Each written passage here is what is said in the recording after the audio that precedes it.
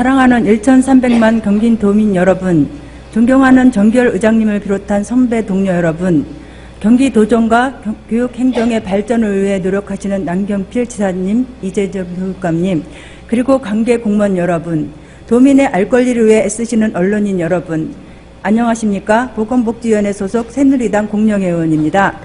요즘 우리 사회에는 과열된 경쟁 속에서 입시 전쟁, 집단 따돌림, 실업, 빈곤 등 개개인이 처한 다양한 사회 경제적 문제들로 인해 스트레스와 우울 등 정신건강에 상당한 위협을 받고 있습니다.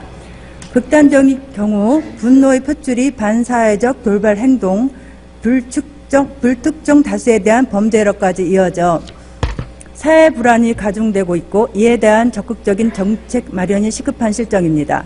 이에 본 의원은 사회에 문제화되고 있는 정신질환자에 대한 적극적인 대처와 정신건강관리의 중요성에 주목하여 도내 정신질환자 사회복귀시설에 대한 실질적인 지원책 마련을 요청하고 도민 정신건강 증진을 위한 종합적인 관리체계 구축을 촉구하고자 합니다.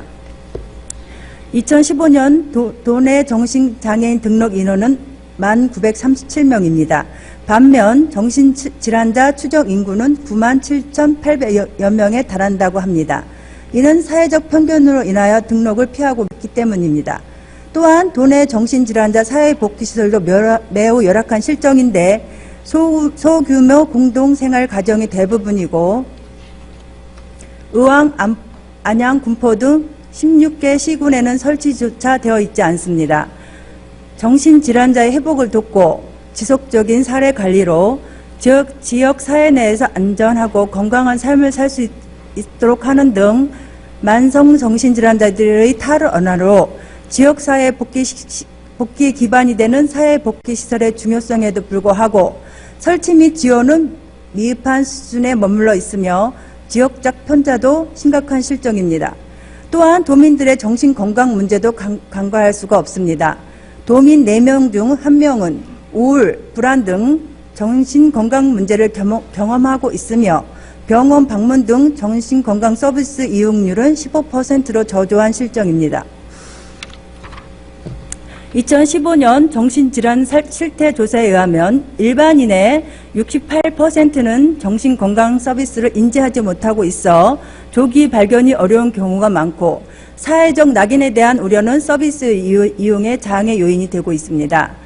더욱이 2015년 기준 도내 자살 사망자 수는 하루 평균 8.6명이고 특히 65세 이상 자살률은 인구 10만 명당 64.6명으로 전국 17개 시도 중 6개에 해당하고 꾸준히 증가하고 있어 사회적 문제가 되고 있으며 정신건강 문제로 인한 사회적 비용 또한 2008년 5.9조 원에서 2012년 8.7조 원으로 급격하게 증가하고 있습니다. 그럼에도 불구하고 정신건강에 대한 부분은 부족한 재원 투입과 미흡한 인프라, 사회적 편견 등으로 다각적인 어려움에 직면하고 있는 실정입니다. 이에 본 의원은 정신질환자가 지역사회관리체계에서 지속적으로 정신건강 서비스를 받을 수 있도록 사회복귀시설에 대한 지원 확대를 요청하고 일반 도민들 또한 건강한 정신건강관리를 위한 서비스를 편견 없이 받을 수 있도록 도민 정신건강 증진을 위한 종합적 관리체계 구축을 제안하고자 합니다.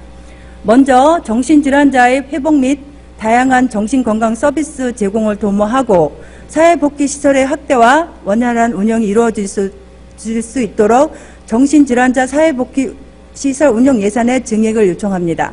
나아가 사회복귀 업무가 지자체의 책무를 넘어 국민의 정신건강 문제로 인식하여 국가적 차원에서 적극적으로 대응할 수 있도록 정신질환자 사회복귀시설 운영의 국비지원 사업으로의 전환을 힘써주실 것을 당부드립니다.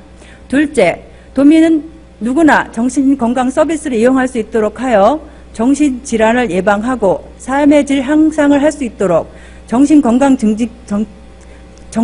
정책 개발을 통해 지역사회 중심의 정신건강 서비스 인프라를 구축해 주십시오. 셋째, 개별 대상자 욕구와 특성 등을 고려한 서비스 전달 체계와 정신건강 문제를 유발하는 원인의 근본적 해결을 위해 중증 정신질환자 중심으로 이루어지고 있는 사례 관리를 지역사회 내 도민을 대상으로 확대 및 내실화하고 각종 복지제도 및 관련 기관 간 서비스와 연계하는 등 종합적 체계를 구축. 그동안 정신건강의 중요성에 비해 정책적 투자가 미흡했던 것이 사실입니다. 지사께서는 정신건강 증진을 위하여 낙인을 최소화하고 편견 없는 정책을 적극적으로 개발하여 시행해 주실 것을 다시 한번 당부하며 발언을 마치겠습니다. 감사합니다.